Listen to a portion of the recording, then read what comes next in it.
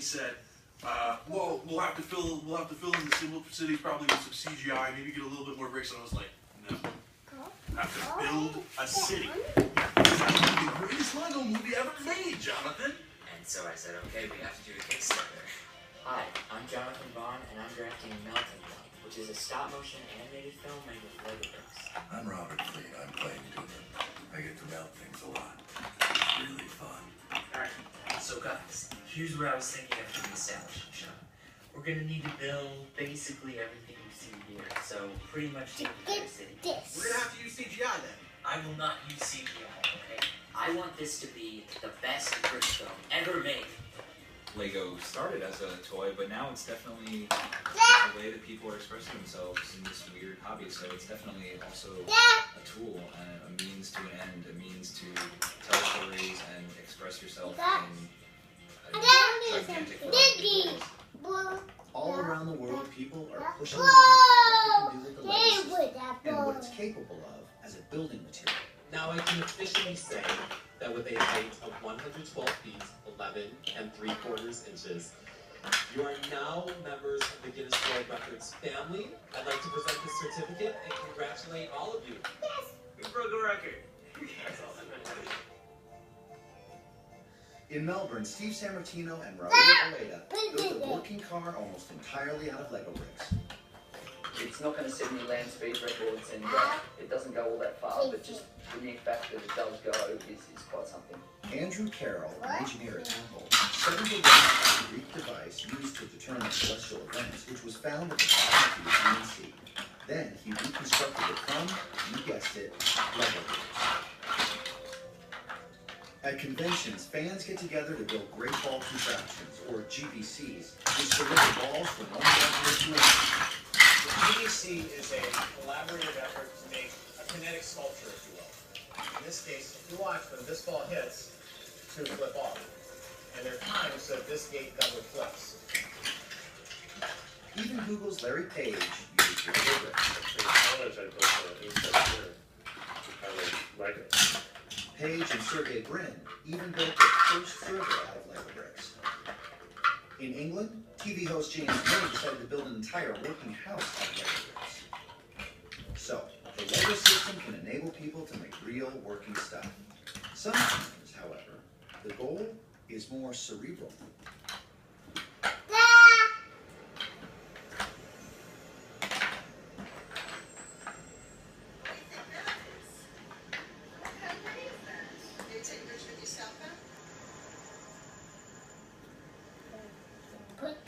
Well, I didn't see it at first. My sister pointed it out to me. Teacher and I am drawn to Legos. I'm from Indiana. We don't see things like that in Indiana. It's not usual.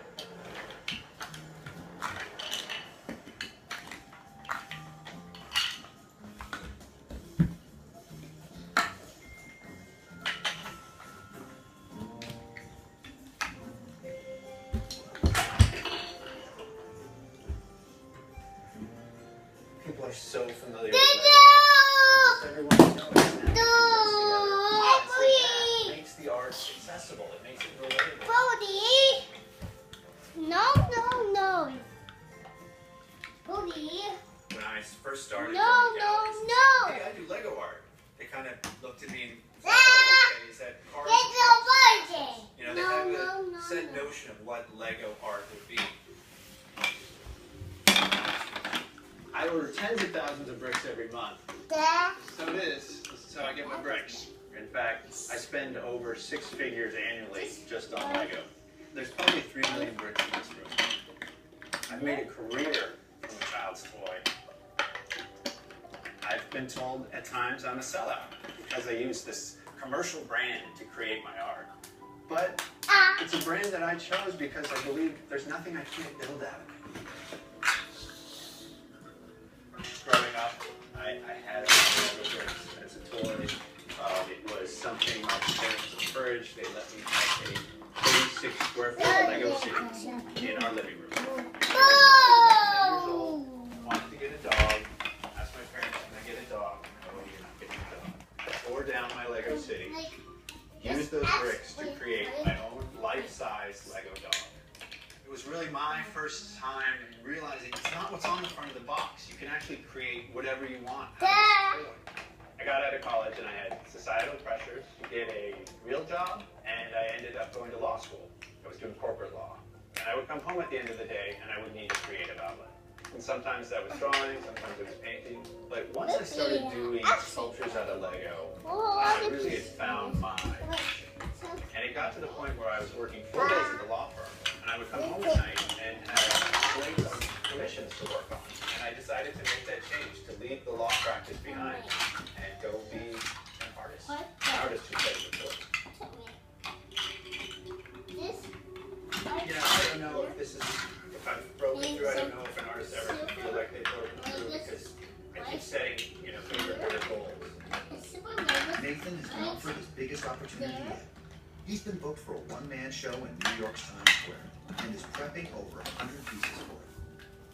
The New York exhibition, I think, will be the biggest show of my life. Culmination of years worth of work, as well as the largest solo Lego art exhibition ever. And there's a lot of pressure.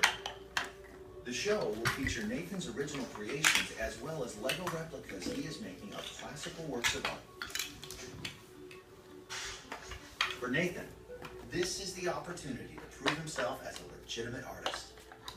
I'm worried that the venue that's taking a big risk on me feels like this is a failure. I'm worried that, will they actually get it when they see it in the exhibition format? And really, what's the public? Okay, well, let me know if you gotta sit on the potty. Thousands of miles away in Germany, another artist, Jan Bormann, has taken Lego artists to the streets.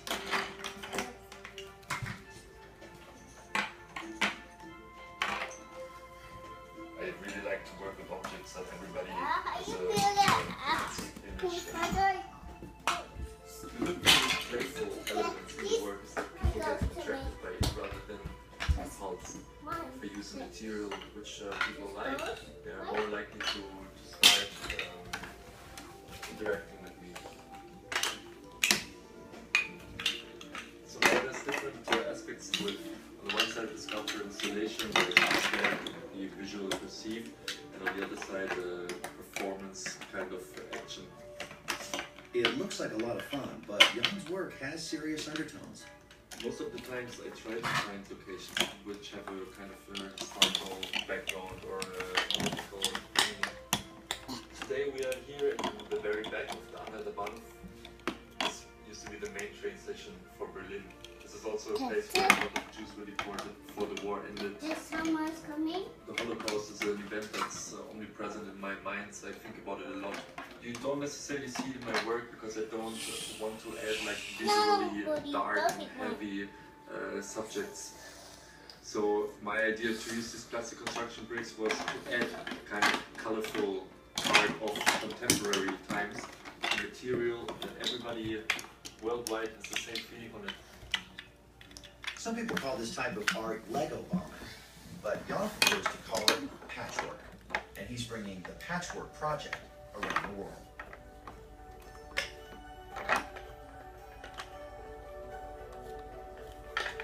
For me, it's a kind of a hopeful thing to see that we actually share this common culture.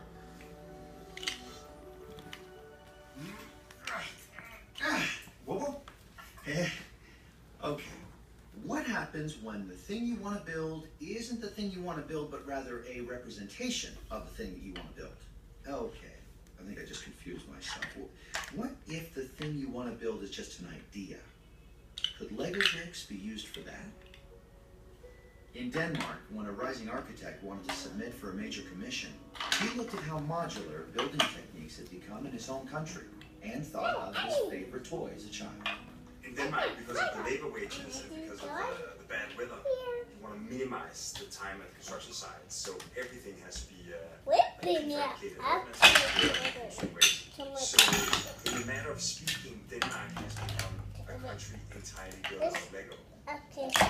So we thought, like, if that's the truth, why don't we make this project an homage? So we nicknamed the project the Lego Towers and thought the best way to communicate with Lego. And then it became almost like doing man-made mountains that are pixelated, so low resolution. showed developer how easy it was to build a project. When we presented the project, we also presented this Lego model, and so if you can build it out of Lego, it can't be that difficult, can it? And so he passed the Lego model on to his son, and we got the commission. The project earned Bjark's group a lot of critical acclaim and helped put him on the international architecture map. So, when the Lego company was looking for someone to design their Lego house in Billund, Bjark was the perfect choice. Of course, we were incredibly excited to get the job. As all Danes know, Lego is a Danish product. If Big had been founded with a single purpose, it would be to be the architects of the Lego house. In Cambridge, at MIT, they're using Lego elements to visualize more than just buildings. They're looking at how entire cities work. So we're looking at a Lego model that has been constructed to represent a square kilometer of Kendall Square. We're actually in this building right here in the MIT Media Lab. And overlaid on this, you're actually seeing a projection map. The MIT City Science Initiative is using Lego elements to visualize room patterns, heat maps, light studies, and traffic flow. Want to see what happens if this block gets more light? Just It all kind of highlights the complexity of the organism that is the city. You know, the city isn't just roads. It's not just people moving, you know, within the transportation networks. It's all of these things in the same place. And that's incredibly hard to see. It allows everyone, let's say non-expert and expert alike, to come together on a simple platform, you know, that's inviting to be for engagement, you know, in a meaningful conversation. Wow, turns out Lego bricks might solve our traffic problems. In the favelas of Sao Paulo, Brazil, they've taken this visualization tool to the next level by using it to discuss ideas. Abstract ideas about community and class. A gente desafiou eles a construírem maquetes de cidades em Lego e essa construção é o resultado da busca das crianças.